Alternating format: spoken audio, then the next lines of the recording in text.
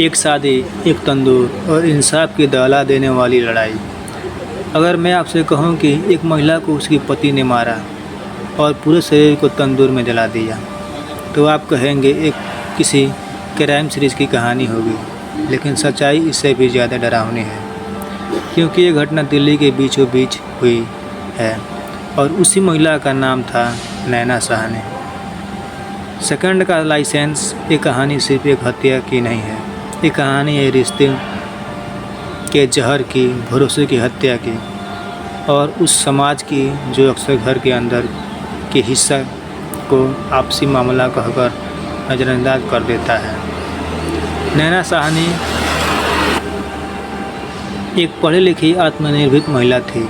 सपने के थे, भरोसा था और शायद यकीन भी। शादी के बाद सब ठीक हो जाएगा, लेकिन घर के अंदर कुछ ठीक नहीं था।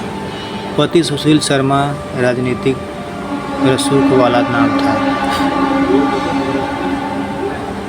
दिल्ली यूथ कांग्रेस का नेता। रिश्ते में सख्ता कंट्रोल था और गुस्सा, जो धीरे धीरे हिंसा में बदल रहा था। बताया जाता है कि सुशील शर्मा को नैना के चरित्र पर शक था।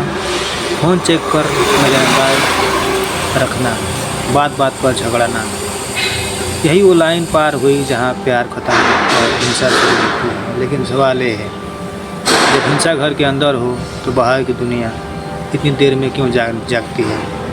2 जुलाई 1995 की रात एक बहस, एक झगड़ा और फिर नैना साहनी की हत्या।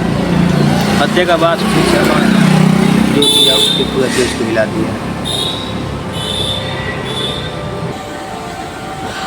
उसने नैना को शरीर को दिल्ली के एक ढाबे में तंदूर में डाल दिया, वही तंदूर जो रोटी पकाने के लिए जाना जाता है। आज एक लाश छुपाने की जरिया बन गया। अगली सुबह ढाबे से असामान्य बदबू आने लगी। पुलिस पहुंची, तंदूर खोला गया और अंदर मिला एक जली हुई महिला का शव। दिल्ली सन रह गई। अखबारों की हेडलाइन बने, तंदूर मर्डर केस। आरोपी कोई आम आदमी नहीं था। राजनीतिक कनेक्शन, पैसा, पावर कई बार लगा।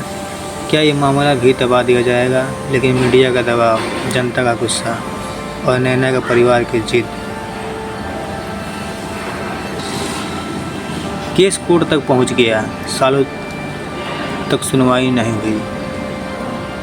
सुशील शर्मा ने दलितों की सबूतों पर सवाल, मानसिक स्थिति का बहाना, लेकिन तंदूर, पोस्टमार्टम गवाह, सबने मिलकर सच को जिंदा रखा।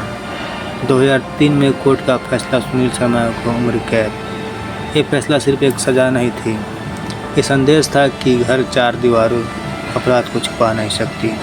नैना साहनी की हत्या सिर्फ एक क्राइम केस नहीं है, ये सवाल है घरेलू हिंसा को कब तक गंभीरता से लेंगे।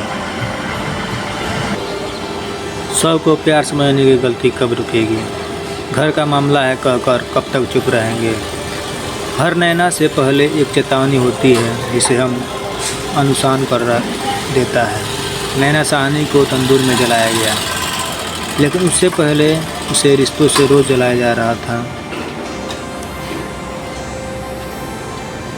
एक कहानी हमें डराने के लिए नहीं है, एक कहानी है हमें जगाने के लिए।